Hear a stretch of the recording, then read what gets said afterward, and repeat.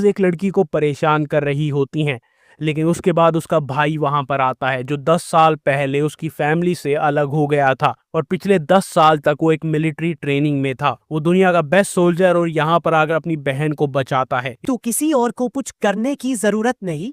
Woman थोड़ा shocked होती है उसके ब्लंट जवाब से, पर फिर भी कॉन्वर्सेशन कंटिन्यू करने की कोशिश करती है और कहती है कि उसके पास एक प्रोपोजिशन है जो दोनों के लिए बेनिफिशियल हो सकता है। जिन फिर से क्लियरली कहता है कि उसको इंटरेस्ट नहीं है और बस निकल जाता है, leaving the woman fuming with anger. जाने से पहले देओन पोलाइटली बाउ करती है। वुमन गुस्से से टपक रही होती है और उसका गार्ड पूछता है क्या वो जिन को जबरदस्ती वापस लाए, पर वुमन कहती है नहीं, उसका ईगो हर्ट हो गया होता है। अगला सीन गेमिंग रूम का है जहां सब टीवी स्क्रीन पे है, ग्लूड होते हैं। जब सब गेम में इमर्स्ड होते हैं, योंग चान को बाथरूम जाना होता है। हॉलवे में वो एक्सीडेंटली एक कॉकी पंक से टकरा जाता है। वो पंक तुरंत धमकी देना स्टार्ट करता है और चिल्लाता है कि आंख खोल के चला कर। योंग चान ऑलमोस्ट कांप रहा होता है और अपॉलॉजी मारता है, लेकिन पंक थोड़ा और ड्रामा करता है और उसको स्लैप करने ही वाला होता है। अभी जे ह्योंग ड्रामेटिक एंट्री मार के उसको बचा लेता है। जोंग उस पंक के पास जाके कहता है कि ये सब ओवर रिएक्शन है, इतना सीन बनाने की जरूरत नहीं। वो अपना लॉलीपॉप निकाल के पंक की आंखों में आंख डाल देता है और बोलता है कि वो लोग कोई डरपोक नहीं है। पंक जे ह्योंग की आंखों से इंटिमिडेटेड हो जाता है और फाइनली वॉक ऑफ कर जाता है। योंग चैन शॉक में होता है कि उसका दोस्त जिसने उसको पहले बुली किया था अब उसकी हेल्प कर रहा है। ये ओवर कॉन्फिडेंट लड़का जब पहले चुपचाप डर के चला गया था, उस बात का मजाक उड़ा रहा था ऑरेंज हेड, पर अब फिर से अपने चमचों के साथ वापस आ गया है। ओवर कॉन्फिडेंट लड़के को ये बात बिल्कुल पसंद नहीं आई और उसका गुस्सा फट गया। उसने ऑरेंज हेड पे पंच मारने की कोशिश की, लेकिन जे योंग ने तुरंत झुक के एक जबरदस्त पंच उसके मुंह पे दे मारा। उस पंच के बाद वो ओवर कॉन्फिडेंट लीडर पीछे डगमगा गया। दूसरी तरफ योंग चैन बिल्कुल पैनिक में था। लग रहा था ये सब उसकी वजह से हो रहा है। तभी जे योंग ने उसको बोला कि उसको गिल्टी फील करने की जरूरत नहीं है क्योंकि गलती इन बास्टर्ड्स की है। उसकी बात योंग चान के दिल को छू गई क्योंकि अपना दोस्त इतना बैडएस लग रहा था ये बोलते वक्त। फिर हाकिन बोलता है कि ये लाइन तो जिन ने भी बोली थी पहले, और जिस तरीके से जोंग ने बोली वो बिल्कुल उसी जैसे था। वो मजाक में कहता है कि जोंग ने जिन की कॉपी की और अब यूज अपनी आंखों को ब्लीच करना पड़ेगा। ऑरेंज हेड शर्मा गया और कन्फेस किया कि जब जिन ने वो लाइन बोली थी तब वो बहुत कूल लगा था और तब से वो लाइन उसके दिमाग में है, चिपक गई थी। अब ये तीनों अपनी बातों में इतने बिजी हो गए कि भूल गए कि सामने गैंग खड़ी है, पर गैंग वाले ज्यादा देर चुप नहीं रहे और अटैक कर दिया। ऑरेंज हेड ने एक थग को किक मार के पीछे गिरा दिया। फिर दूसरा थग अटैक करता है, लेकिन ऑरेंज हेड उसको भी जोर से मार के गिरा देता है। योंग चान जो एक फाइटर नहीं है, वो साइड में कंफ्यूज्ड और डरा हुआ खड़ा था। हाकिन फुल फाइट मोड में है और गूंस को धुआं बना रहा था। उसने योंग चान को बोला कि वो पीछे रहे और बस देखे। ऑरेंज हेड ने भी कहा कि ये चान प्रो गेमर हो सकता है, पर ये फाइट उसकी फील्ड नहीं है, हम संभाल लेंगे। योंग चान ये सब देख के शॉक में था। उसको यकीन नहीं हो रहा था कि ये सब उसके लिए हो रहा है। गूंस अब थक चुके थे और मार खा के जमीन पे पड़े थे। हमारे लड़के भी थक चुके थे और उनका स्टेमिना खत्म हो रहा था। तब जोंग को एक जोर का पंच पड़ता है पेट में और उसको लगता है अब तो गया काम से। ओवर कॉन्फिडेंट लड़का उसके मुंह पे पंच मारने ही वाला होता है, तभी योंग चान उस पे जंप मार देता है जैसे उसने अपने भाई को ढूंढ लिया हो। दोनों गिर जाते हैं जमीन पे।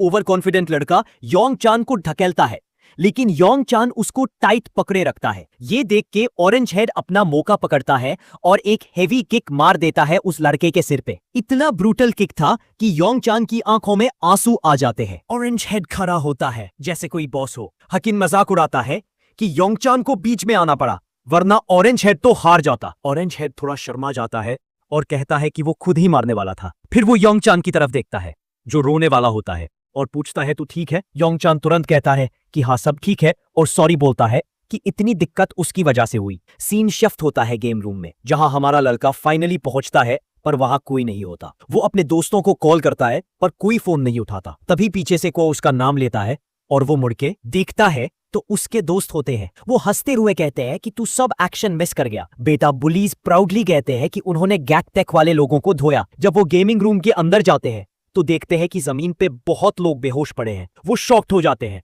और पूछते हैं कि ये सब किसने गिराया। हमारा लड़का कैजुअली बोलता है कि जब वो सबको ढूंढने आया था तब इन लोगों ने उसके यूनिफॉर्म देख के उस पे अटैक कर दिया। वो तीनों शॉक्ड होते हैं कि हमारा लड़का इतने सारे लोगों को अकेला ही गिरा गया। आर्केड में मस्ती के बाद सब मिलके खाने निकलते हैं। बेटा बुलीज वही पेस्टी फूड ले आते हैं जो योंग चैन यूजुअली खाता है, लेकिन ऑरेंज हेड ड्रिंक्स लाना भूल जाता है। वो कहता है वो ड्रिंक्स लेने जा रहा है। योंग चैन कहता है वो साथ चले, पर ऑरेंज हेड बोलता है कि वो खुद ही जाएगा। जब सब खाना खाने लगते हैं तो हाकिन प्राउड फील करता है और कहता है कि उन्होंने टेक वालों को अच्छे से सबक सिखाया। ऑरेंज हेड अग्री करता है और कहता है कि वो लोग दिखावा करने आए थे पर कुत्तों की तरह पिट गए। तब हमारा लड़का उस तूनो फूड को देखता है और समझ नहीं पाता कैसे स्टार्ट करे। वो देखता है जोंग सील तोड़ता है और स्नैक निकलता है तो वो भी वही करता है। जब वो खाने लगता है तो पूछता है कि फाइट स्टार्ट किसने की। जे हायोंग बताता है कि एक ठग ने गेम रूम के बाहर योंग चैन से पंगा लिया और वहीं से सब स्टार्ट हुआ। हमारा लड़का योंग चैन से पूछता है कि तू ठीक है। वो कहता है हाँ, क्योंकि जोंग टाइम पे आ गया था बचाने। ऑरेंज हेड एडवाइस देता है कि ऐसे मोमेंट्स में कभी पीछे नहीं हटना चाहिए। योंग चैन कंफ्यूज लगता है तो ऑरेंज हेड समझाता है कि बुली के सामने कभी डर नहीं दिखाना चाहिए, वरना वो तेरे डर का फायदा उठाएंगे। हाकिन भी एग्री करता है और कहता है कि तू अगर सीधा नहीं खड़ा होगा तो वो लोग सिर पे चढ़ जाएंगे। योंग चैन पूछता है अगर उन्होंने मार दिया तो? ऑरेंज हेड कहता है कि वो तो वैसे भी मारेंगे अगर तू डरा हुआ दिखेगा। योंग चैन कहता है अगर उन्होंने ज्यादा जोर से मार दिया तो? ऑरेंज हेड कहता है कि हाँ, हो सकता है, पर अगर तू स्टैंड नहीं लेगा तो वो तुझे हमेशा एक लूजर समझेंगे। हाकिन भी कहता है कि उसने ये ट्रिक पहले काम करते देखी है। बुली सिर्फ उनको टारगेट करते हैं जो कभी जवाब नहीं देते। योंग चैन चुप रहता है, शायद सोच रहा था कि हमेशा यूजे इसलिए बुली किया गया क्योंकि उसने कभी स्टैंड नहीं लिया। तभी हमारा लड़का खाना खाते खाते अपने पास्ट के बारे में सोचता है, जब उसके पास सिर्फ मीडियोकर करी और सूखा ब्रेड होता था और उस टाइम पे उसके आसपास हमेशा स्ट्रांग लोग होते थे जो वीक लोगों से उनका खाना छीन लेते थे। एक दिन एक कॉकी लड़का आया और बोला अपना खाना दे दे, पर जिन ने इनकार कर दिया और उस लड़के को अच्छे से सबक सिखाया। ये याद उसको रियलाइज करता है कि कैसे पास्ट और प्रेजेंट में सेम पैटर्न रिपीट हो रहा है। स्ट्रॉन्ग हमेशा वीक पे हावी होता है। तभी योंग चैन फाइनली हिम्मत करता है और बोलता है कि उसको बेटा बुलीज पसंद नहीं है। दोनों बुलीज शॉक हो जाते हैं और उनका खाना गले में अटक जाता है। योंग चैन कहता है कि उसको उनसे नफरत है क्योंकि उन्होंने क्लास में बच्चों को बुली किया था। उसको भी। ऑरेंज हेड कंफ्यूज्ड होकर कहता है कि उन्होंने कब किसी को बुली किया। वो कहता है कि हम तो सिर्फ मजाक करते थे कभी कभी। ब्लॉन्ड भी अग्री करता है और कहता है कि उन्होंने कभी फिजिकली हर्ट नहीं किया, ना किसी से डर्टी काम करवाया। गिसु किम जैसे लोगों के कंपैरिजन में तो हम फरिश्ते हैं। पर योंग चैन अपनी बात पे कायम रहता है और कहता है कि चाहे मजाक हो या रफ प्ले, वो भी दूसरों के लिए वायलेंस होता है। बेटा बुलीज शॉक्ड होते हैं क्योंकि वो खुद समझ नहीं पाते कि उनका जोक भी किसी के लिए इतना टॉक्सिक लग सकता है। योंग चैन कहता है कि वायलेंस छोटी हो या बड़ी, वो वायलेंस ही होती है। उसको उनसे नफरत है क्योंकि उन्होंने बिना गिल्ट के लोगों के साथ बुरा किया। और जब उसने बोला कि खुद के लिए स्टैंड लेना चाहिए तो वो भी ट्राई करके सब कह दिया जो उसके दिमाग में था। बेटा बुलीज उसके वर्ड सुन के बिल्कुल हिल जाते हैं। ब्लॉन्ड कहता है कि किसी ने कभी उससे ऐसे बातें नहीं बोली। उसको लगा उनका मजाक ही था, पर अब वो सोचने लगता है कि शायद लोग उनके एक्शंस को दूसरे नजरिए से देखते हैं। दूसरा बुली भी अग्री करता है कि उनको लगा वो तो ठीक है क्योंकि उन्होंने कभी एक्सट्रीम बुलिंग नहीं की। योंग चैन अब भी थोड़ा नर्वस फील करता है पर खुश होता है कि उसने फाइनली अपना सच बोल दिया। जब वो उनके साथ टाइम स्पेंड करता था तो उसको लगता था कि शायद उन्हें पता ही नहीं कि जो वो कर रहे हैं वो एक्चुअली एक टाइप का बुलिंग ही है, और ये सोच के उसको गिल्ट महसूस होता था। ऑरेंज बालों वाले ने जल्दी से माफी मांगी और ब्लॉन्ड ने भी सॉरी बोला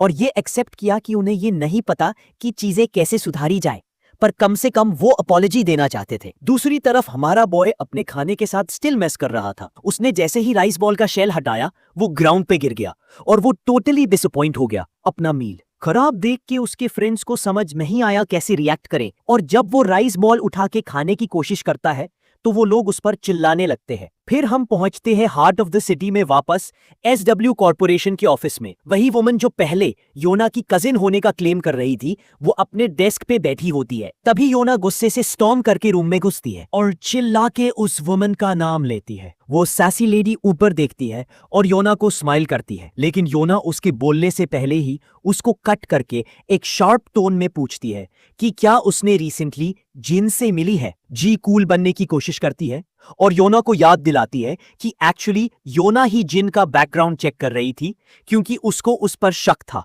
योना फ्रस्ट्रेटेड होकर मान लेती है कि हाँ, उसने जिन का इन्वेस्टिगेशन किया था, पर उसने उसको प्रॉमिस किया था कि वो और आगे नहीं जाएगी। अब वो जीए को भी कह रही होती है कि हमारे बॉय को तंग करना बंद करे। जीए एक आईब्रो रेस करती है और योना को याद दिलाती है कि वो ना भूल जाए कि वो किस तरह की दुनिया में जी रहे हैं। स्पेशली जब अभी रिसेंटली एक किडनैपिंग का केस हुआ था, तो वो क्लियरली कह देती है कि वो कोई रिस्क नहीं लेंगे और हमारे बॉय का बैकग्राउंड उनके लिए एक सीरियस इशू है। योना इंसिस्ट करती है कि जिनका इस सब रीसेंट ट्रबल से कोई लेना देना नहीं है, लेकिन जी उसको तुरंत इंटरप्ट करके कहती है कि सिर्फ इसलिए कि जिन ने एक रेस्क्यू में मदद की थी, इसका मतलब ये नहीं कि वो ट्रस्टवर्दी है। जीए का मैनेजर भी बोलता है कि जिन की आइडेंटिटी स्कूल के लिए एक मेजर कंसर्न है।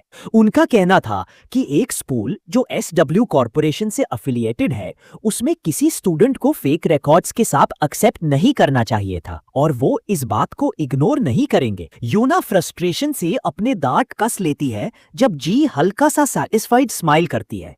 जी बताती है कि शायद उनको जल्दी कुछ अच्छी न्यूज मिलेगी। क्यूरियस योना पूछती है कि किस टाइप की न्यूज। जी का मैनेजर बताता है कि जिनके रिकॉर्ड्स रिस्ट्रिक्टेड थे, इसलिए उन्हें नेटवर्क के हायर अप से कंसल्ट करना पड़ा ज्यादा इंफॉर्मेशन के लिए। जीए योना को एक चैलेंजिंग स्माइल के साथ देखती है और पूछती है कि क्या वो जिन की रियल आइडेंटिटी जानने के लिए क्यूरियस नहीं है। योना फर्मली कहती है कि उसको फर्क नहीं पड़ता और हाईलाइट करती है कि जिन ने उसकी जान बचाई थी और उसके लिए वही काफी है। तभी टेलीफोन रिंग करता है और सबकी अटेंशन उधर चली जाती है। जीए की स्माइल और वाइड हो जाती है जब वो कहती है कि अब सब मिलके न्यूज सुनेंगे। वो फोन उठाती है और कॉलर अनाउंस करता है कि उनके पास कुछ न्यूज है। योना एंग्शियस फील करती है, जबकि जी होप करती है कि कॉलर जिन की आइडेंटिटी के बारे में कुछ रिवील करे। कॉलर कहता है कि हायर अप्स ने डिसाइड किया है कि SW कॉर्पोरेशन अब जिन के बैकग्राउंड के बारे में और इंक्वायरीज नहीं करेगा। ये सुन के जीए का चेहरा सफेद पड़ जाता है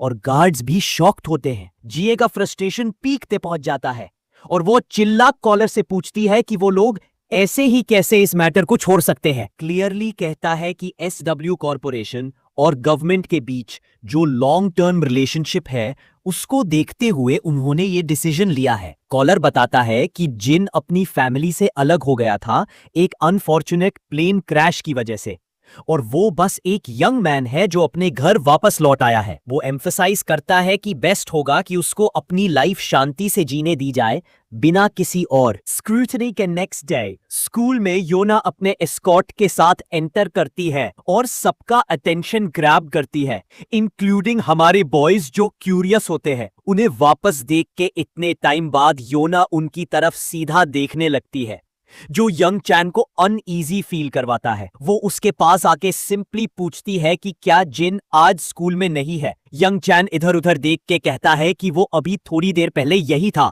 जिनंग एक्सप्लेन करता है कि जिन को कुछ मिनट पहले ऑफिस बुलाया गया था। जब योना और उसका एस्कॉर्ट सेव अपनी सीट्स पे बैठते हैं, तो एस्कॉर्ट रिवील करता है कि ग्रैंडमान अभी स्कूल में है। योना सरप्राइज होती है सुन के कि उसका ग्रैंडफादर स्कूल आया हुआ है और सोचती है कि उसने उसको बताया क्यों नहीं, और क्या जिन उसे मिलने ऑफिस गया होगा। ऑफिस में फाइनली हम मिलते हैं उस ओल्ड मैन से जिसके बारे में इतने टाइम से सुन रहे थे। वो काफी खुश होता है हमारे बॉयज से फाइनली मिलके, स्पेशली क्योंकि पहले जिन ने मीटिंग रिजेक्ट कर दी थी, इसलिए वो खुद ही उसका थैंक्स करने आ गया था कि उसने योना को बचाया। हमारे बॉय कहता है कि थैंक्स की कोई जरूरत नहीं है, वो सिर्फ अपनी सिस्टर को बचाने गया था और योना वहां कोइंसिडेंटली थी। ओल्ड मैन कहता है कि उसे पता है पर फिर भी वो अपनी ग्रैटिट्यूड एक्सप्रेस करना चाहता है कि उसने अपनी ग्रैंड डॉटर की जान बचाई, और उसके लिए सॉरी भी कहना चाहता है कि उसकी सिस्टर उस सब में इन्वॉल्व हुई। हमारे बॉय फिर से क्लैरिफाई करता है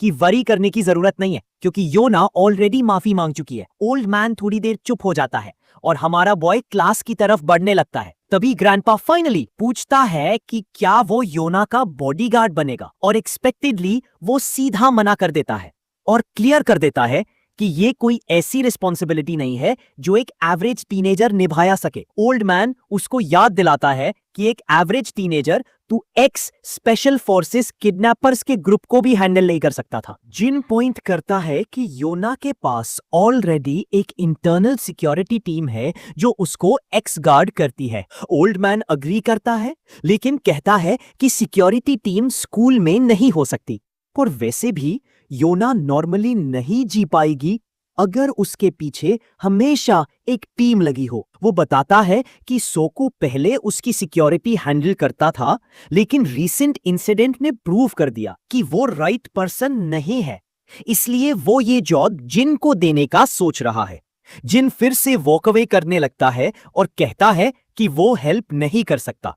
ओल्ड मैन एक सेकंड के लिए चुप हो जाता है, फिर कहता है कि वो सिर्फ योना को बचाने के लिए थैंक्स कहने नहीं आया था, वो उसके 3 साल पुराने एक काम के लिए भी थैंक करना चाहता था। जिन ये सुन के फ्रीज हो जाता है और तुरंत ओल्ड मैन की तरफ टर्न करता है। ओल्ड मैन बोलता रहता है कि वो कब से वेट कर रहा था उसका थैंक्स करने का, क्योंकि अगर उसने वो काम नहीं किया होता तो वो अपने बेटे को मरने से पहले देख नहीं पाता। ये सुन के क्लियर होता है कि जिन को वो बात याद है, पर वो कूल बन के कहता है कि वो सिर्फ एक नॉर्मल जॉब था। ओल्ड मैन इंसिस्ट करता है कि वो एक डेंजरस जॉब था जो कोई और नहीं करना चाहता था, और जिनकी सक्सेस की वजह से ही वो अपने बेटे को लास्ट टाइम देख पाया, और उसका बेटा जिनके बारे में अक्सर बात करता था। ओल्ड मैन रिवील करता है कि उसका बेटा चिंता करता था और उसने बोला था कि पता लगाओ कि जिन मर्सिनरी क्यों बना। ओल्ड मैन ने उसको ढूंढने की कोशिश की, पर कोई लीड नहीं मिली, और अब जब फेथ ने उन्हें फेस टू फेस ला दिया है तो वो कहता है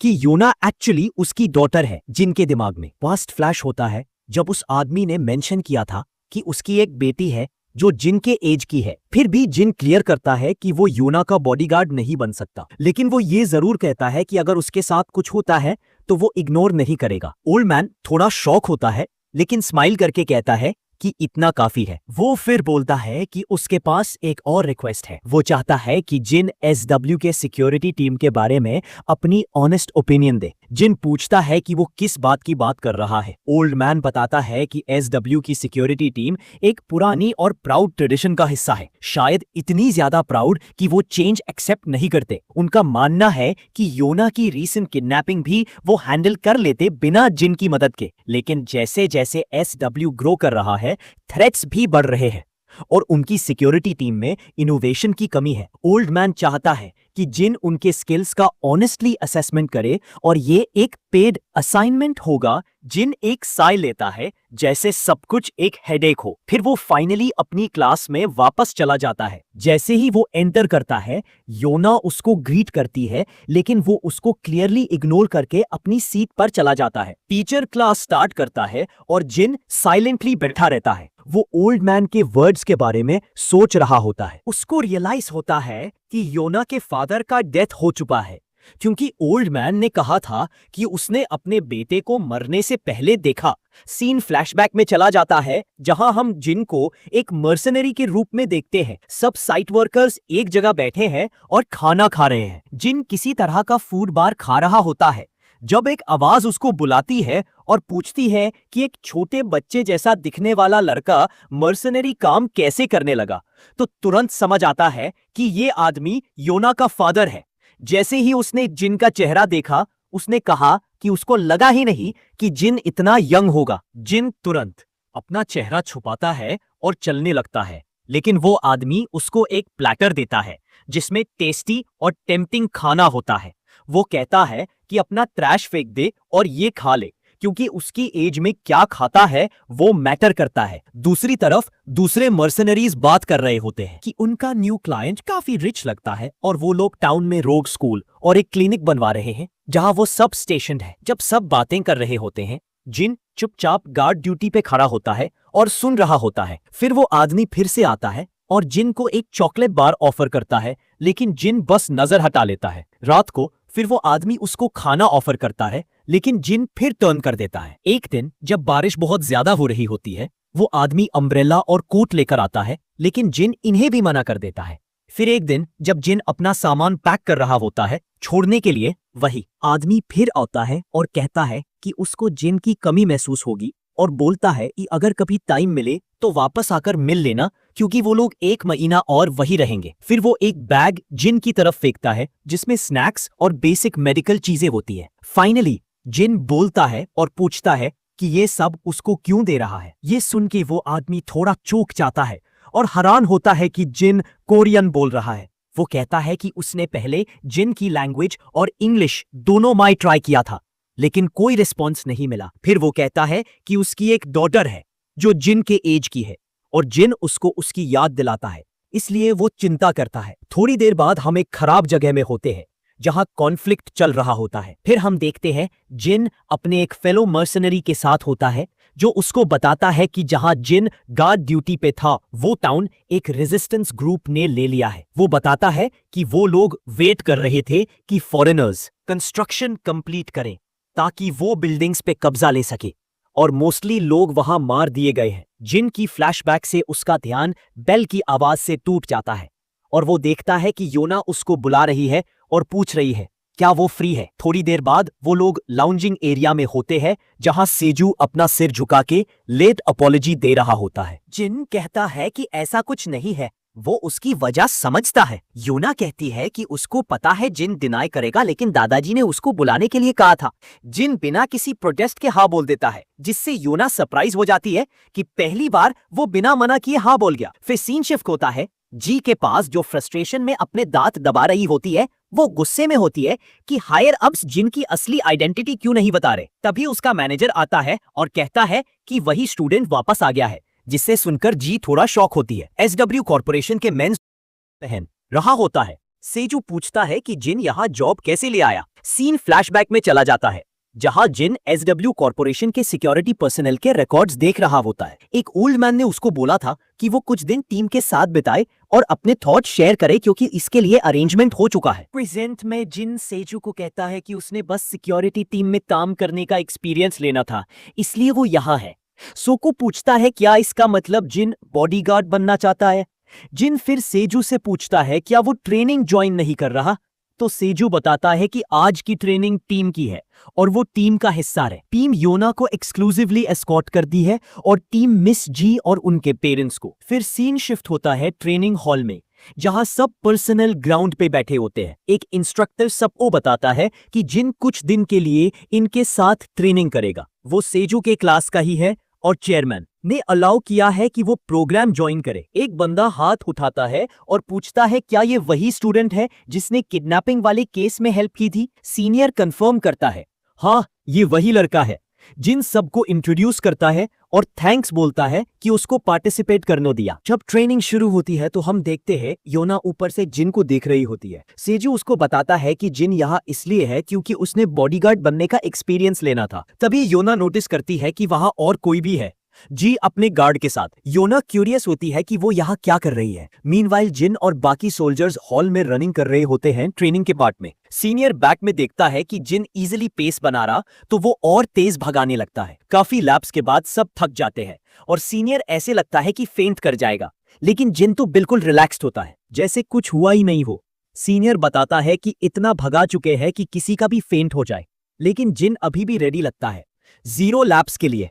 फिर और एक्सरसाइजेस होते हैं और जिन सब में टॉप करता है। योना इंप्रेस्ड होती है कि जिन सबको बीट कर रहा है। गी बस सार्कास्टिकली कहती है कि ये तो बेसिक ट्रेनिंग है और टीम तो इस लड़के से पीछे रह गई है। सीनियर सोचता है कि ये लड़का आखिर मिला कहां से, क्या ये पहले ट्रेन था। तभी सीनियर देखता है कि गी नियर बाय खड़ी है और उसकी गार्ड से आई कांटेक्ट होते ही उसका चेहरा पाले हो जाता है। उसको लगता है कि जी और उसका गार्ड उसको डांट देंगे कि एक हाई स्कूलर उससे बेटर परफॉर्म कर रहा है। तभी एक जूनियर हाथ उठाता है और कहता है क्योंकि उसने सुना है कि ये स्टूडेंट मिस योना के रेस्क्यू में इंपॉर्टेंट रोल था, इसलिए वो जिन के साथ स्पार करना चाहता है। सीनियर गुस्सा हो जाता है और चिल्लाता है कि क्या वो सच में एक हाई स्कूल लड़के से फाइट करना चाहता है। लेकिन जब जिन खुद फाइट के लिए रेडी हो जाता है, सीनियर शॉक्ड हो जाता है। वो अपना सिर खुजाता है और फाइनली अग्री करता है। जूनियर को बोलता है कि प्रोटेक्टिव गियर ले आओ। थोड़ी देर बाद दोनों लड़के तैयार होते हैं। योना सोचती है क्या ये सेफ होगा। सोकू कहता है देखना मुश्किल है क्योंकि सामने वाले लड़के टफ है। जीता कहती है कि अगर ये हाई स्कूलर जीत गया तो ये तो काफी फनी होगा। उसने सुना है कि लड़के की फाइटिंग स्किल्स एक्स्ट्रॉर्डिनरी है, लेकिन उसका गार्ड कहता है कि ये ट्रेन्ड मैन के सामने कुछ नहीं है। सीनियर दोनों को कहता है कि लाइटली स्पार करें और जूनियर भी अग्री करता है। फिर वो दोनों को रेडी होने को बोलता है। जूनियर स्टैंस लेता है और कहता है कि ये वो लूजर नहीं है जिसे जिन पहले बीट कर चुका है। जिन बिना डरे अपना स्टैंस लेता है। जैसे ही सीनियर फाइट स्टार्ट करता है, जूनियर सुपर स्पीड से आगे बढ़ता है और पंच मारने जाता है, लेकिन जिन तुरंत पीछे हट जाता है। जूनियर फिर से फुल फोर्स से पंच करता है, लेकिन जिन इजीली डॉज कर लेता है। योना थोड़ी टेंस हो जाती है और कहती है कि सोल्जर इतना हार्ड नहीं जाना था स्पारिंग मैच में। लेकिन सोल्जर रुकता नहीं है। वो कॉन्टिन्यूअसली पंचेस मार रहा होता है, लेकिन जिन सब डॉज कर रहा होता है। फिर जिन एक किक मार देता है जूनियर के लेग पे, जिससे वो लड़खड़ा जाता है। उस मोमेंट को ग्रैब करते हुए जिन अपनी फिस्ट टाइट करता है और एक ब्रूटल पंच मारने जाता है, लेकिन सोल्जर ब्लॉक कर लेता है। सोल्जर जिन का मजाक उड़ाता है, लेकिन जिन तुरंत उसका पंच डिफ्लेक्ट करता है और एक पावरफुल पंच डायरेक्टली उसके फेस पे मार देता है। ये देखकर योना की सांस रुक जाती है और उसका गार्ड भी इंप्रेस्ड होता है कि जिन ने परफेक्ट जगह हिट किया। जब सोल्जर पेन में गिर रहा होता है, जिन उसका सिर पकड़ता है और उसके चेहरे पे नी स्मैश मार देता है, जिससे वो खून से लटपट गिर जाता है। जी पूरी तरह से शॉक्ड होती है और जिन कॉन्फिडेंटली खड़ा होता है, जबकि उसका ओपोनेंट बेहाल जमीन पे पड़ा होता है। ये सुन के उसने अपने हेड से प्रोटेक्टिव गियर हटा दिया और सीनियर के साथ साथ बाकी सोल्जर्स भी शॉक हो गए कि ये क्या हो गया। कोकू क्लियरली बोलता है कि उनको क्लियरली बोला गया था कि लाइकली लेना है, लेकिन ये सीन तो काफी ज्यादा इंटेंस हो गया। गिया फिर से बोलती है कि क्या ये वही साल का लड़का है जिसके बारे में बोला गया था। तभी उसके बॉडीगार्ड का गुस्सा हेड तक पहुंच गया, क्योंकि टीम उसी की टीम का पार्ट है और उससे बिल्कुल भी अच्छा नहीं लग रहा कि उसकी टीम का बंदा एक टीनेजर से पीटेगा। बाकी सोल्जर्स अपने बेहाल साथी को ग्राउंड से खींच रहे हैं और जिन अभी भी पूरे अटेंशन का सेंटर बना हुआ है। सीनियर को अब कोई डाउट नहीं है कि जिन ही था जिसने योना को किडनैपर से बचाया। गी के बॉडीगार्ड की आंखों में गुस्सा क्लियरली दिख रहा है। सब सोल्जर्स पैनिक कर रहे हैं, स्पेशली सीनियर जो इतना ज्यादा पसीना छोड़ रहा है जैसे उसकी लाइफ खतरे में हो। फिर एक और सोल्जर बियांग चॉय हाथ उठाता है और जिन के साथ स्पार करने की रिक्वेस्ट करता है। सीनियर यूज याद दिलाता है कि वो ऑलरेडी एक बच्चे से हार चुके हैं और फिर से एम्बैरेस नहीं होना चाहते। लेकिन बियांग फुल कॉन्फिडेंस में कहता है कि वो जिन के इंप्रेसिव स्किल्स देखकर काफी एक्साइटेड है। सीनियर कहता है कि सबको एक साथ जिन पे नहीं टूट पड़ना चाहिए, पर जिन बोलता है कि उसको बिल्कुल भी थकन नहीं है और वो रेडी है। उसने तो अभी तक प्रॉपरली मूव भी नहीं किया। ये सुनकर सब लोग थोड़ा हिल गए, क्योंकि जिस बंदे ने एक टॉप सोल्जर को धूल चटा दी, वो कह रहा है कि अभी तक उसने प्रॉपरली ट्राई भी नहीं किया। That's it. कुकू एक हल्की सी सेग लेता है, जैसे उसे सरप्राइज नहीं मिला हो। बियांग फाइनली रिंग में आता है और जिन के सामने खड़ा होता है और अपने मसल्स स्ट्रेच करते हुए कैजुअली पूछता है कि जिन ने ऐसे फाइट करना कहां सीखा। जिन फिर पूछता है कि क्या बियांग अपना हेडगियर नहीं पहनेगा, तो बियांग बोलता है कि उसको उसकी जरूरत नहीं। जिन को कह देता है कि अगर वो चाहे तो पहन सकता है, लेकिन जिन ने तो बस उसके लिए पूछा था, उसे भी हेडगियर की कोई परवाह नहीं थी, तो वो बस उसको साइड में फेंक देता है। इस बात पे बियांग भी हैरान होता है और योना भी। तभी बियांग थोड़ा एटीट्यूड में आकर जिन को पंख कहकर कहता है कि उसे उसका स्पिरिट पसंद आया। जी क्यूरियोसिटी में अपने बॉडीगार्ड से पूछती है कि इस बार क्या होगा। बॉडीगार्ड एडमिट करता है कि पहले उन्होंने जिन को अंडर एस्टिमेट किया। आगे क्या होता है? क्या जिन इस बार भी सबको शॉक करेगा या इस फाइट में कुछ बदल जाएगा? जाने के लिए मिलते हैं नेक्स्ट एपिसोड में। इसकी पुराने एपिसोड इसी चैनल पर है, सेम थंबनेल के साथ है, तो तुम वहां पर जाकर उसे देख सकते हो। ये है 3rd एपिसोड। अगर तुम्हें ये सीरीज पसंद आई हो और नेक्स्ट पार्ट देखना है, जिन ने सिर्फ फाइट नहीं जीती, उनकी ईगो भी तोड़ दी। लेकिन जब एक और सोल्जर बियांग उसके अगेंस्ट रिंग में आया तो बाकी सबकी सांसें थम गई। और सबसे शॉकिंग मोमेंट, जिन ने खुद कहा, अभी तो मैंने प्रॉपरली मूव भी नहीं किया। जी और उसका एलीट बॉडीगार्ड तक मान चुके हैं ये लड़का कुछ अलग ही लेवल का है। अब क्वेश्चन ये है, बियाम वर्सेस जिन, क्या ये सिर्फ स्पारिंग मैच है या कुछ और ज्यादा? और क्या इस फाइट के बाद जिन की असली आइडेंटिटी सबके सामने आएगी? आगे क्या होता है चलिए देखते हैं इस एपिसोड में। लेकिन अब वो कॉन्फिडेंट है कि वो जिन को हरा देंगे। यूज अपने मैन पर काफी गर्व है जो रोज हार्ड ट्रेनिंग करते हैं और इस बार तो उनका एस लड़ रहा है। जी एक हल्की सी स्माइल करती है जैसे वो देखना चाहती हो कि बियाम जिन के साथ क्या करता है। दूसरी तरफ योना का बॉडीगार्ड सोचता है कि शायद इस बार जिन हार सकता है। बिना वेपन वाले फाइट में सब कुछ फिजिकल स्ट्रेंथ पे आता है और बियाम काफी मस्कुलर है।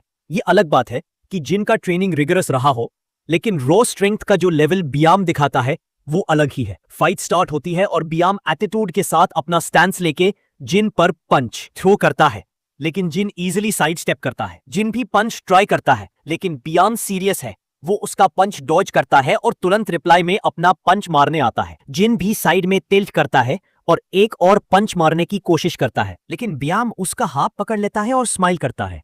वो एक्सेप्ट करता है कि जिन का पंच उसके अपीयरेंस के हिसाब से ज्यादा स्ट्रांग है, लेकिन जिन को बीच फाइट में बक बक का कोई शौक नहीं है।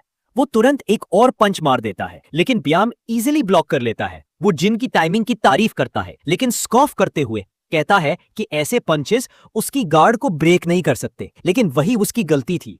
जिन तुरंत एक सॉलिड किक उसकी थाई पे मार देता है और बियाम शॉक हो जाता है। सीनियर का मुंह खुल जाता है कि जिन ने क्या कमबैक मारा। फिर जिन एक और ब्रूटल किक उसकी लेग पे मार देता है। अब बियाम फुल गुस्से में आके पंच थ्रो करता है, लेकिन जिन काम रहता है और एक बड़ा पावरफुल शॉट उसके चिन पे मार देता है। फिर कुछ और ब्लोज जिससे बियाम के दांत कस जाते हैं। बियाम फिर से पंच मारने की कोशिश करता है, लेकिन जिन एकदम निंजा मूव से उसका अटैक डिफ्लेक्ट करता है और फिर एक जोर का स्लैप उसके थ्रोट पे मार देता है, जिससे वो खांसने लगता है और जोर से ग्राउंड पे गिरता है। पहली शॉक्ड फेस योना की होती है, फिर जी और उसका बॉडीगार्ड भी हैरान हो जाता है। दूसरी तरफ जिन बस वहां खड़ा होता है जब बियाम जोर जोर से खांस रहा होता है ग्राउंड पे। योना का बॉडीगार्ड इंप्रेस्ड होता है कि जिन ने कितनी स्ट्रैटेजी से बियाम की अपर गार्ड नी पे अटैक करके तोड़ दी और फिर डायरेक्ट नेक पे मार दिया, जिससे उसकी फिजिकल स्ट्रेंथ का एडवांटेज भी काम नहीं आया। अगर और कुछ वाइटल पॉइंट्स पे अटैक होता तो वो टोटली न्यूट्रलाइज हो जाता। फिर जिन पूछता है कि क्या और कोई है जिसको फाइट करनी है, लेकिन सबको क्लियरली दिख रहा होता है कि कोई भी आगे नहीं आना चाहता। तब सीनियर बोलता है कि स्पारिंग में नेक और नीज पे नहीं मारना चाहिए। जिन सच में कंफ्यूज्ड होके पूछता है कि क्या स्पारिंग में रूल्स होते हैं और अगर उसने कोई रूल तोड़ा तो वो सॉरी है। सीनियर तुरंत क्लैरिफाई करता है कि ऐसे कोई स्पेसिफिक रूल नहीं होते, लेकिन उसने बस मेंशन किया। अंदर से सीनियर बस अपनी इज्जत बचाने की कोशिश कर रहा होता है, क्योंकि एक हाई स्कूलर से हार गया होता है। पूरा बैटल देखकर जीए शोर हो जाती है कि योना को जिन ने सिर्फ लक से नहीं बचाया था। वो अपने बॉडीगार्ड से पूछती है कि वो क्या सोचता है। वो क्लियरली नाराज होता है कि उसके सोल्जर्स ऐसे गिरते जा रहे हैं, लेकिन वो मान लेता है कि चाहे बेसिक ट्रेनिंग हो या सीरियस कॉम्बैट, जिन हर एस्पेक्ट में बेस्ट है। जीए सेटिस्फाइड होकर स्माइल करती है और सबको नेक्स्ट कोर्स के लिए बोलती है। सब थोड़ा शॉक हो जाते हैं, स्पेशली योना जो कंफ्यूज होती है कि जीए का मतलब क्या है। फिर जी जिन के पास जाके कहती है कि क्योंकि वो यहाँ रियल सिक्योरिटी ड्यूटी का एक्सपीरियंस लेने आया है, तो अब टाइम आ गया है एक रियल बॉडीगार्ड बनने का। जिन ध्यान से सुनता है जब वो एक्सप्लेन करती है कि अब वो टीम के साथ पेड है, तो उसको उसकी एस्कॉर्टिंग करनी होगी और वो उसके सर्विस का इंतजार कर रही है। योना दूर से ही समझ जाती है कि ये लेडी कुछ शेडी प्लान बना रही है। अगला सीन हमें एसडब्ल्यू कॉर्प के एक ऑफिस में ले जाता है, जहां एक ग्रैंडपा एक सूटेड गाय के साथ होता है। वो सूटेड गाय हैरान होता है कि जिन और योना सेम क्लास में है। वो कहता है कि उन्होंने जिन के बैकग्राउंड काफी रिसर्च करके निकाला, लेकिन फिर भी शौक है कि कोडनेम जिन एक्चुअली एक इतना यंग लड़का है। वो ऐड करता है कि जिन का नाम कुछ साल पहले ही सामने आया था। इसका मतलब जब उसने पहली बार रिकॉग्निशन हासिल किया था तब वो और भी छोटा था। उसे अभी तक समझ नहीं आ रहा कि यही किड वो रूथलेस इंसान कैसे हो सकता है जिसके बारे में उसने सुना था। सीन फिर लॉकर रूम में शिफ्ट होता है, जहां जिन फाइनली एक रियल बॉडीगार्ड आउटफिट में सूट अप होता है और सीरियसली बैड एस लग रहा होता है। शाम हो चुकी होती है और हम डायान और उसके ग्रैंडपा को साथ देखते हैं। ओल्ड मैन उसे पूछता है कि क्या जिन अभी भी दोस्तों के साथ बाहर है। डायान रिप्लाई करती है कि जिन को कुछ काम था जिसके वजह से उसने बोला था कि वो थोड़ा लेट आएगा। ग्रैंडपा थोड़ा कंसर्न होता है और कहता है कि जिन को इतनी देर तक बाहर नहीं रहना चाहिए। वो श्योर था कि जिन ठीक रहेगा, पर अगर रात के टाइम कोई हुलिगन से पंगा हो गया तो दिक्कत हो सकती है। नेक्स्ट सीन दिखाता है दो सोल्जर जो पहले काफी ज्यादा ओवर कॉन्फिडेंट हो गए थे जिनसे लड़ने से पहले। अब उनकी बंद बज रही है उनके सुपीरियर के सामने और सबको शर्म आ रही है कि एक लड़के ने उनकी पिटाई कर दी। सीनियर इतना गुस्से में है कि उसकी नसें तक उभार आई है और वो क्लियरली बोलता है कि अब इन लोगों की ट्रेनिंग एक नए लेवल पे होने वाली है। सोल्जर्स के चेहरे लटक जाते हैं ये सुन के और सीनियर चे की सांस लेता है कि आज बॉस ने उसको सुनाया नहीं। इस बीच योना स्टन है जब वो देखती है जिन को बॉडीगार्ड यूनिफॉर्म में निकलते हुए जैसे वो किसी डेट पे जाने वाला हो। जी भी काफी इंप्रेस लग रही है उसको देख के और जो सोल्जर हारे थे वो थोड़ा जेलस फील कर रहे हैं। बिल्डिंग के बाहर जिन और दो गार्ड्स जीए को एस्कॉर्ट कर रहे होते हैं। काफी सारे गार्ड्स इंश्योर करते हैं कि वो सेफली अपनी लग्जरी बेंटली में बैठ जाए। जब वो अंदर चली जाती है तो गार्ड्स उसके पीछे एंटर करते हैं और जिन बाहर ही रहता है। सीनियर बॉडीगार्ड उसको बोलता है कि वो भी गाड़ी में आ जाए। जिन योना के साथ बैक सीट में बैठ जाता है। अंदर बैठते ही उसको दिखता है कि दो गार्ड हमेशा जी के साइड में होते हैं। जी अचानक पूछती है कि क्या जिन ने कभी सिंगिंग या एक्टिंग के बारे में सोचा है। वो एक्सप्लेन करती है कि एसडब्ल्यू ग्रुप की एक एंटरटेनमेंट एजेंसी भी है जहां वो अभी जा रहे हैं। जिन सिंपली बोलता है कि उसको कोई इंटरेस्ट नहीं है। जी फिर पूछती है कि बॉडीगार्ड बनने में क्या इंटरेस्ट है। जिन समझ जाता है कि इनको असली वजह का कुछ पता नहीं है तो वो कैजुअली बोल देता है कि उसने सिर्फ बॉडीगार्ड का लाइफ एक्सपीरियंस करना था। जी उसकी ट्रेनिंग और टीम 2 के सोल्जर्स से जीत के बेस पे उसकी तारीफ करती है। जब बॉडीगार्ड को पता चलता है कि टीम 2 हारी थी तो वो गुस्से से लाल हो जाता है।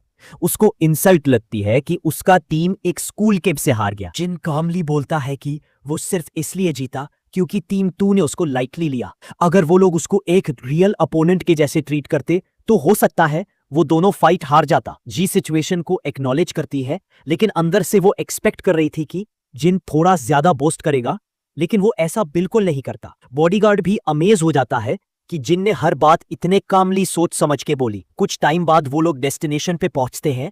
एक एसडब्ल्यू कॉर्पोरेशन बिल्डिंग में घी अपने ऑफिस में बैठ जाती है और जिन और सीनियर बॉडीगार्ड बाहर खड़े रहते हैं। सीनियर बॉडीगार्ड नोटिस करता है कि 1 घंटे से खड़े होने के बाद भी जिन हिल तक नहीं रहा। क्यूरियोसिटी से पूछता है कि इतनी इंटेंस ट्रेनिंग उसने कहाँ ली। जिन बस देखता है और चुप रहता है। सीनियर दोबारा पूछता है कि वो जो स्पारिंग मूव्स दिखाए वो कहाँ से सीखा। जिन सिंपली बोलता है कि उसने स्ट्रीट्स पे सीखा जहां वो बड़ा हुआ। ये वेग आंसर सीनियर बॉडीगार्ड को थोड़ा इरिटेट करता है, लेकिन सच ये ही था।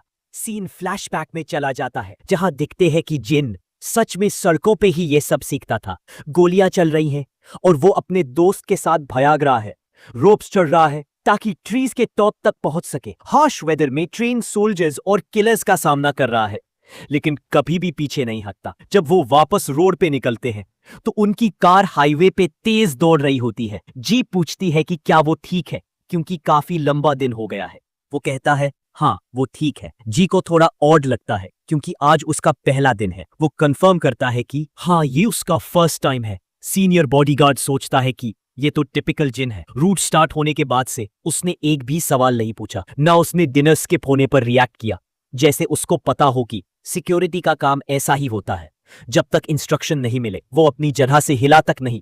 अचानक जिन कुछ सीरियस नोटिस करता है। आगे एक ट्रक आ रहा है और उसका ड्राइवर ड्रंक या स्लीपी लगता है। ट्रक लेन से बाहर जाता है और उनकी कार की तरफ आ रहा होता है। ट्रक रोड पे स्किड करता है और उनकी कार से टकरा जाता है। कार रुकने के बाद दूसरी कार के बॉडीगार्ड्स तुरंत भाग के आते हैं।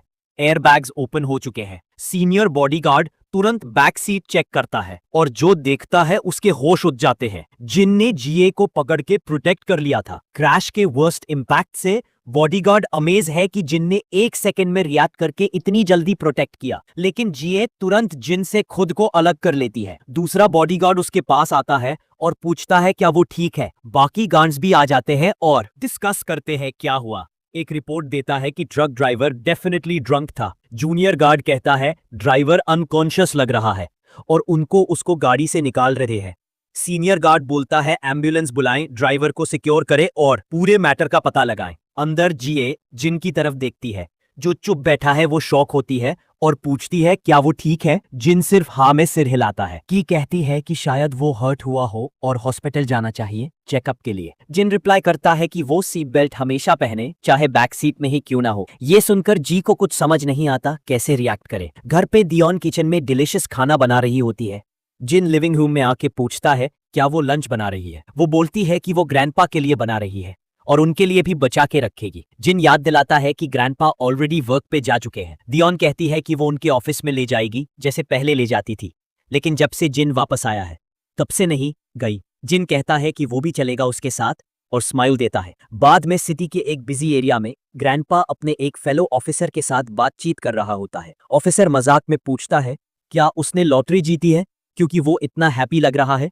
ग्रैंडपा कंफ्यूज्ड होता है और पूछता है क्या मतलब है ऑफिसर का कि वो वेकेशन से लौटने के बाद से काफी चेयरफुल लगता है। ग्रैंडपा को समझ नहीं आता क्या कहना चाह रहा कि अपार्टमेंट 0 के लोगों ने स्नैक्स भेजे हैं और कहता है शिफ्ट के बाद आके ले लेना।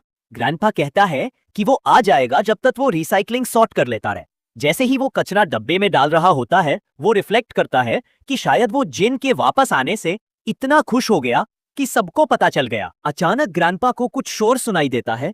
वो देखता है कि एक ठग ने रास्ते के बीच में ब्रेक मार के अपनी कार रोकी और बाहर आ गया।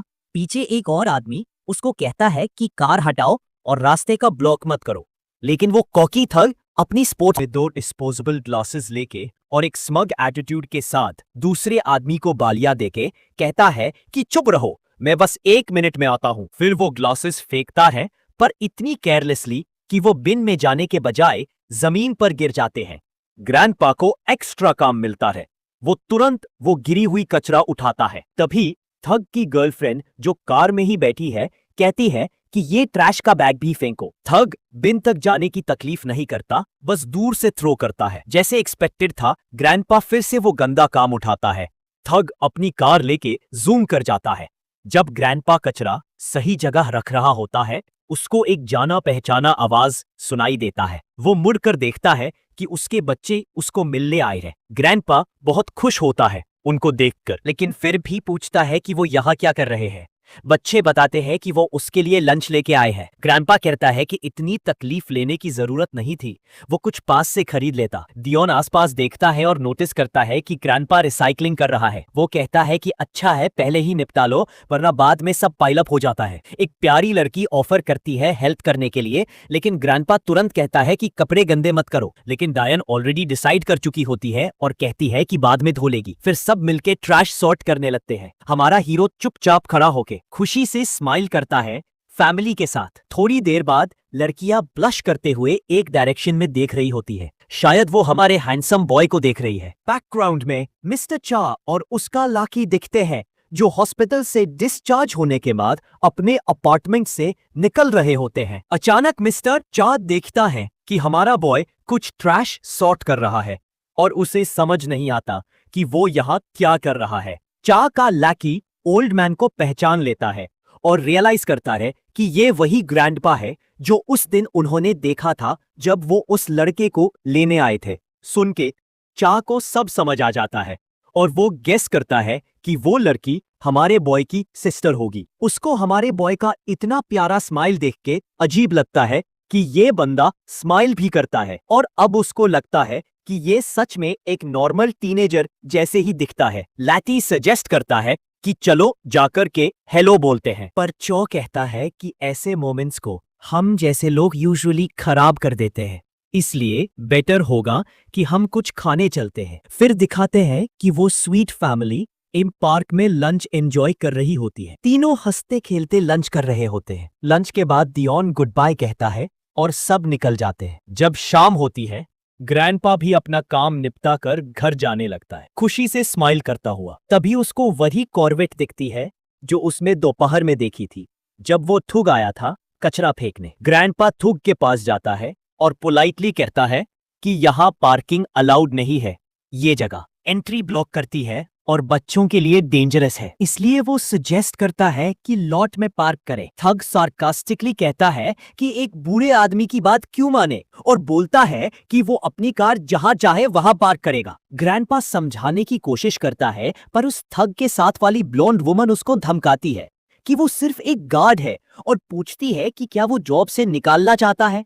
ग्रैंडपा स्माइल करते हुए कामली कहता है कि उसको पता है कि उसकी सैलरी रेजिडेंस देते हैं, इसलिए वो सिर्फ उनकी मदद करने के लिए कह रहा है कि कहीं और पार्क करे ताकि दूसरों को दिक्कत न हो। थग कहता है कि वो छोटी पार्किंग लॉट में नहीं जाएगा, क्योंकि अगर किसी ने उसकी कार स्क्रैच कर दी तो उसका नुकसान कौन बहायेगा। ग्रैंडपा के पास इसका जवाब नहीं होता। ब्लॉन्ड वुमन कहती है कि ग्रैंडपा के पास तो उसकी कार के डैमेज भरने लायक पैसा भी नहीं होगा। तभी मिस्टर चाओ का लैकी उस थग को पीछे से गर्दन से पकड़ लेता है। एक डरावानी आवाज में कहता है कि क्या इस थग के पास तमीज नहीं है बड़ों से बात करने की। वो थग दर्द से चिल्लाता है और पूछता है कि ये कौन है।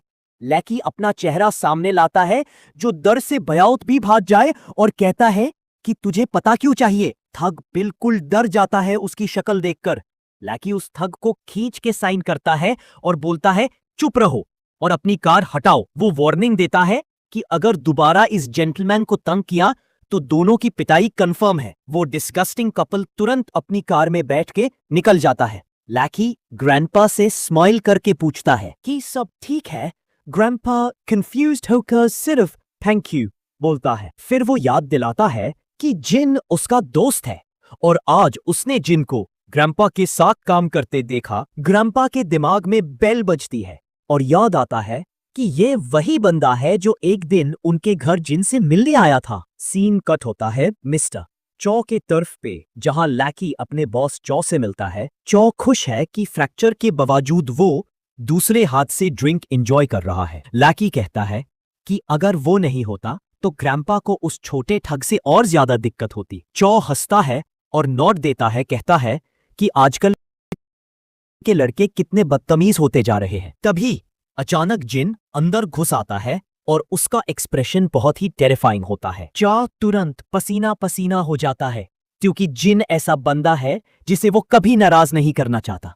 वो पूछता है कि जिन ऐसे घूर के क्यों देख रहा है। वैसे अब तक हम इस आदमी को चा का लैकी कह रहे थे क्योंकि उसका नाम नहीं पता था।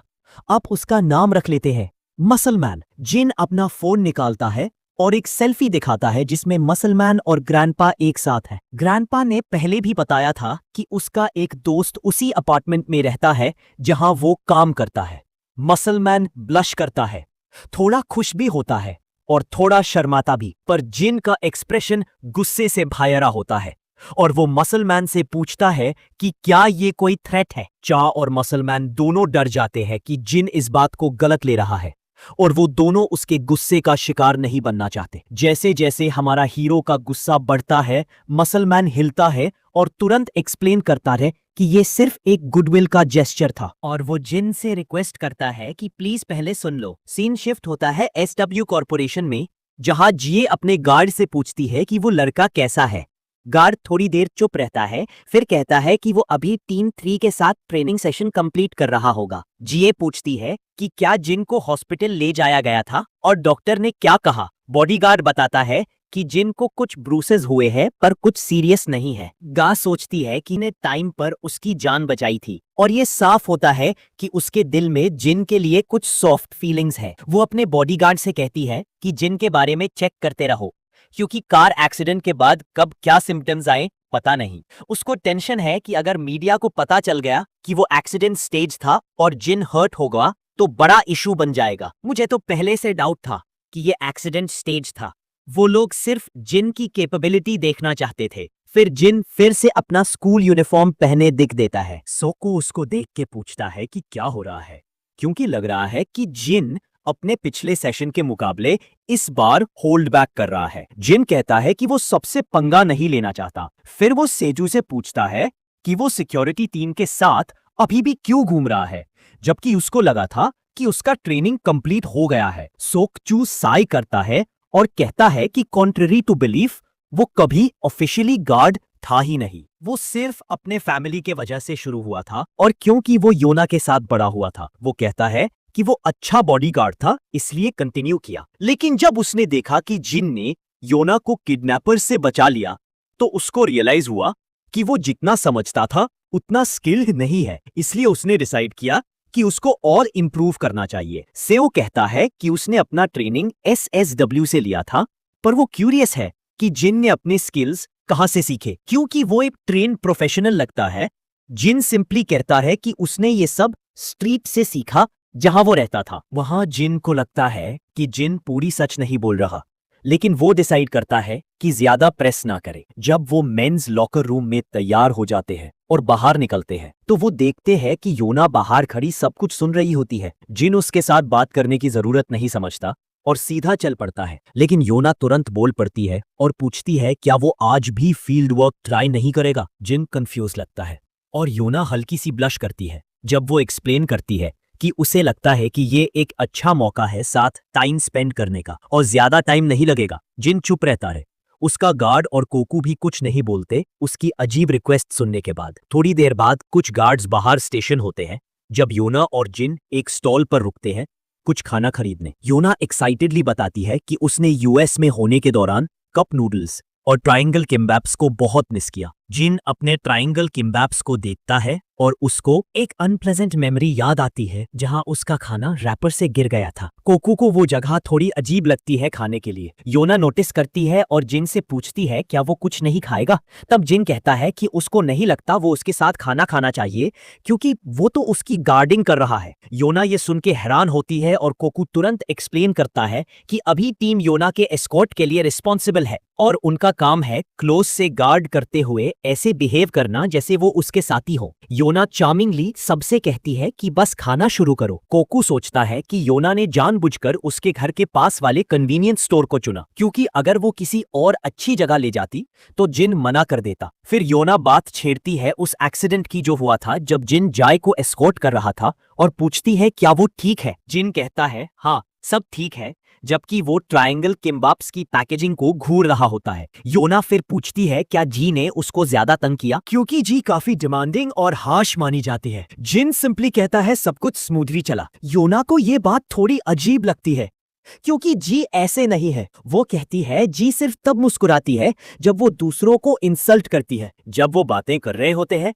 जिन योना की प्लेजेंट पर्सनालिटी को देखता है और फिर से अपने पुराने मेमोरीज में चला जाता है। उसे याद आता है योना का फादर बहुत ज्यादा थका हुआ और इंजर्ड था। जिन भी हेविली सांस ले रहा था, हाथ में गन लेकर दुश्मनों को स्कैन कर रहा था। उसका फादर कहता है कि उसको छोड़ दो, कम से कम एक बंदा तो बचे। वो कहता है उसके पास ज्यादा टाइम नहीं है, अगर आज बच भी गया तो ज्यादा दिन जिंदा नहीं रहेगा। वो जिन को रीअश्योर करता है कि उसको गिल्टी फील करने की जरूरत नहीं है एक इंजर्ड आदमी को छोड़कर जाने के लिए, क्योंकि वो खुश है कि जिन रुक गया जब सब ने उसको इग्नोर किया।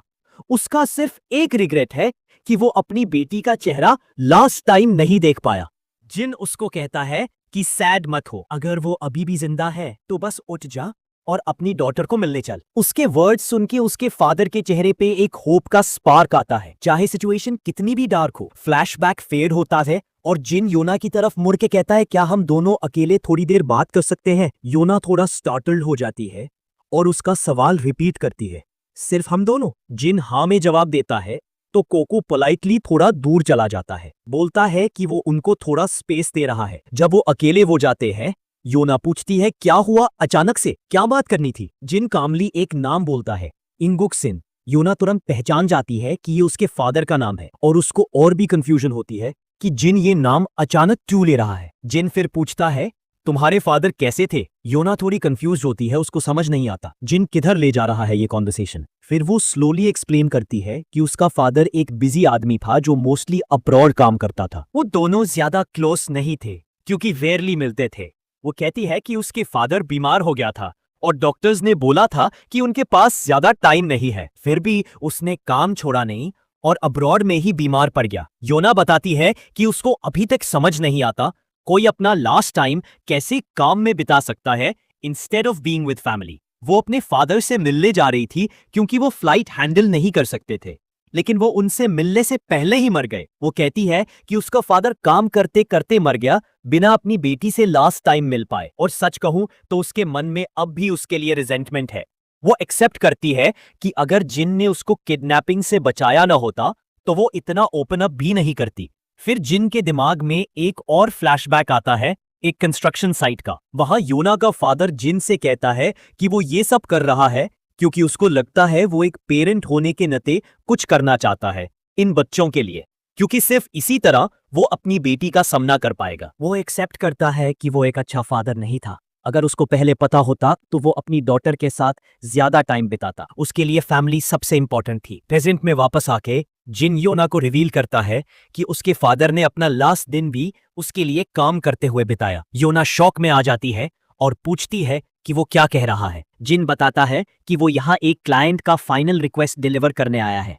उसका फादर चाहता था कि वो उसको बताए कि वो अपनी डॉटर को लास्ट टाइम देखना चाहता था और उसके लिए सॉरी है कि वो ये कर नहीं पाया। ये वर्ड्स थे जो उसके फादर ने जिन को उसके लिए कहने को कहा था। फिर एक और फ्लैशबैक आता है जहां योना का फादर जिन से कहता है कि ये एक ऑफिशियल काम है और चाहे कुछ भी हो जाए जिन को ये मैसेज डिलीवर करना ही होगा। वो कहता है कि चाहे वो जिंदा रहे या मर जाए, जिन ही ये मैसेज योना तक ले जाएगा। योना हैरान रह जाती है ये सुनकर कि जिन ने उसके फादर से मिलके ये बातें सुनी थी। जिन चुपचाप अपना बैग उठाता है और वॉक अवे करता है, योना को वाइड आइड छोड़ते हुए। उसकी आंखों में आंसू भर जाते हैं। वो सोचती है क्या उसके फादर ने वाकई ये वर्ड्स कहे थे।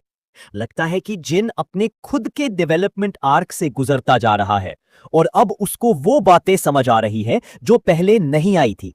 अब वो समझ रहा है कि उस रिक्वेस्ट का असली मतलब क्या था। जब योना के फादर ने उसको कुछ भी ऑफर किया, वो सिर्फ खुद को बेटर फील कराने के लिए नहीं था। वो सिर्फ जिन को बैटलफील्ड से दूर रखना चाहते थे, उसको प्रोटेक्ट करना चाहते थे। अगला सीन जिन के अपार्टमेंट का है। डोरबेल बजता है और जिन जल्दी से दरवाजा खोलता है। सामने मेजर कैंग खड़ा होता है। बाद में वो दोनों डाइनिंग टेबल पे बैठ के बात करते हैं। जिन के ग्रैंडपा मेजर कैंग से मिलके खुश होते हैं। पहली बार फोन के अलावा फेस टू फेस मिल रहे होते हैं। मेजर कैंग माफी मांगता है कि वो पहले मिलने नहीं आया। वो एक्सप्लेन करता है कि वो जिन के साथ कोरिया वापस आया था, लेकिन उसको थोड़ा टाइम देना चाहता था ताकि वो अपनी फैमिली के साथ रिकनेक्ट कर सके। ग्रैंडपा को सुन के हैरानी होती है कि मेजर पूरे टाइम कोरिया में ही था और वो कहता है कि वो पर्सनली उसका शुक्रिया कहना चाहता था।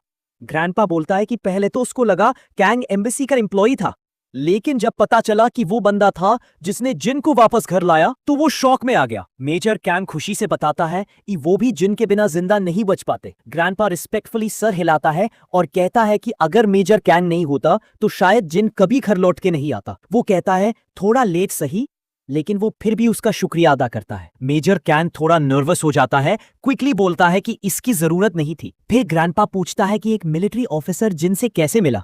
मेजर कैंग पहले थोड़ा कंफ्यूज होता है, लेकिन फिर एक्सप्लेन करता है कि जिन उनका गाइड था। जब वो लोग ओवरसीज डिप्लॉय हुए थे, जिन ने उनको एक डेंजरस सिचुएशन से निकाला। कांग कहता है कि बिना जिन के वो लोग वापस जिंदा नहीं आ पाते। ग्रैंडपा फिर मेजर कांग को लंच के लिए इनवाइट करता है, बोलता है कि नून होने वाला है। मेजर कांग खुशी से अग्री करता है और जब वो फ्रूट्स खा रहा होता है तो एक छोटी लड़की से पूछता है क्या तुम जिन की सिस्टर हो। लड़की थोड़ी पैनिक करती है लेकिन तुरंत हाँ कह देती है। कांग उसको वार्म स्माइल देता है और कहता है कि अगर वो जिन की छोटी सिस्टर है तो वो उसकी भी छोटी सिस्टर जैसी है।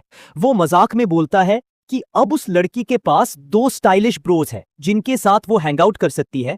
कितना कूल है ना। वो छोटी लड़की थोड़ा ऑकवर्ड फील करती है, लेकिन फिर भी एक पोलाइट जवाब देती है क्योंकि वो सिर्फ साल की है जो अपनी तरफ से बेस्ट कोशिश कर रही है कोर्टियस रहने की। जब 1 साल का आदमी थोड़ा ज्यादा ही है। जब नून का टाइम होता है, टेबल पूरी तरह से फूड से लोडेड होती है। सब ग्रैंडपा के हाई पेइंग सिक्योरिटी गुआ। जिन ने सिर्फ फाइट्स नहीं जीती, उसने एक बेटी तक अपने पिता के अंतिम शब्दों का पैगाम पहुंचाया। योना के लिए ये सिर्फ एक मैसेज नहीं बल्कि एक बंद कनेक्शन का नया रिश्ता था। एक सोल्जर ने एक ब्रोकन फैमिली को जोड़ने की कोशिश की और जैसे जैसे जिनके इमोशंस खुल रहे हैं वैसे वैसे उसके पास्ट के राज भी सामने आ रहे हैं। पर क्या जिन अपने मिशन से भटक रहा है या अभी असली गेम स्टार्ट ही हुआ है? आगे क्या होता है, जाने के लिए